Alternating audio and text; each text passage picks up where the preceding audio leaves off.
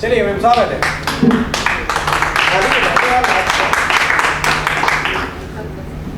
एक बार फिर से आप सबको मेरा नमस्कार। मेरी ये जो कविता है इसमें राइमिंग स्कीम नहीं है, फ्री वर्स कविता है। ये मैंने उस चीज़ पे लिखी है। अक्सर हम देखते हैं कि जब हम लोग काफ़ी देर से लिख रहे होते हैं, कई बार स्याही हम लोग के हाथों पे लग जाती है। स्याही से सने हाथ देखे हैं तुमने, जो स्याही शब्द होने की वांछा लिए कलम से निकलती तो है, पर फिर उष्ण खाल से आलिंगन के लोभ में खो देती है खुद को।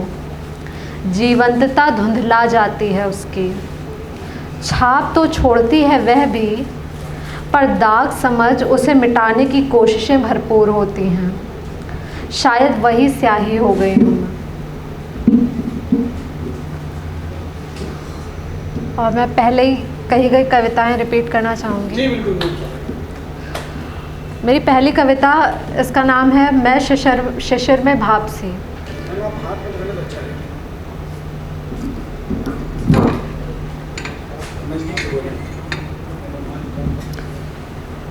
इस कविता का शीर्षक है मैं शिशिर में भाप सी।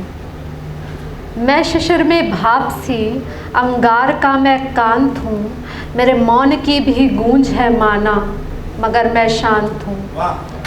अनसुना सा अनकहा सा, चीखों से कुलशित राग हूँ मैं, आरंभ की कुख्यात जननी, ध्वंस का आगाज हूँ मैं रूप हूँ मेघों से फिसलती, तालों पर पिघलती धूप का, परिंदे पर हृदय जो हार बैठा, मैं मंडूक हूँ उस कूप का।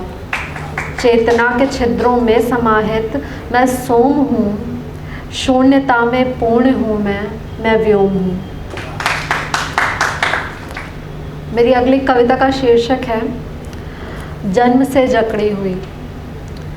परतंत्रता की जंजीरों में जन्म से जकड़ी हुई, स्वयं की स्वह प्राप्ति की यह राह और संकरी हुई। पहले भिज्ञ थी अब जान कर अनभिज्ञ हूँ, पहले प्रत्यक्ष थी अब दृश्य होते हुए अदृश्य हूँ। विजय श्री की खोज में मानो भूल चुकी हूँ अपने आप को, उस संघर्ष, उस वेदना, उस दुख भरे संताप को। परंतु अब भी याद है वह वक्त जब हुआ करती थी उतनी सशक्त, जब चलती थी फिसलती थी, गिर कर फिर संभलती थी, जब लक्ष्य हुआ करता था दूर पर मैं थी मेरे पास। पर अब तो किसी भी चोट का मानो होता नहीं एहसास, दर्द होता तो है मगर उसका स्रोत होता नहीं है ज्ञात, मन सहता तो है पर कहता नहीं है आज।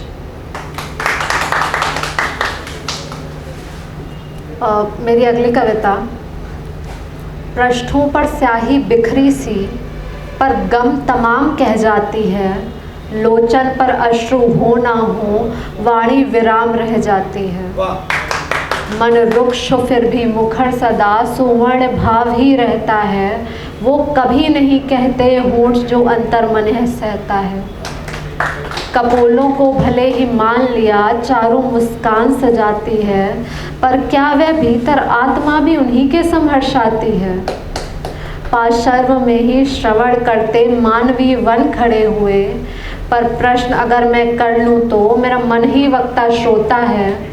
सपनों के कोरे चित्रों की शोणित से प्यास बुझा दूँ, पर सत्य अजर तो यह ही है, शोणित भी लाल ही होता है।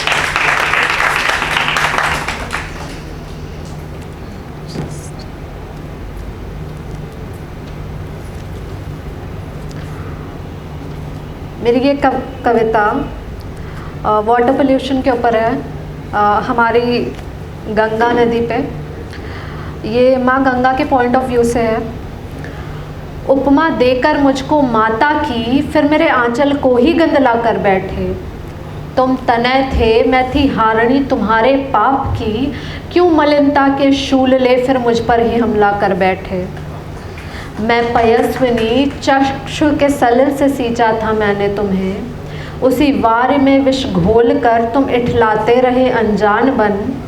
अब कैवल्य की वह डुबकियाँ याद नहीं शायद तुम्हें। सुनो, लहरों का रुदन फिर से उठा है एक संहारक तूफान बन। धन्यवाद।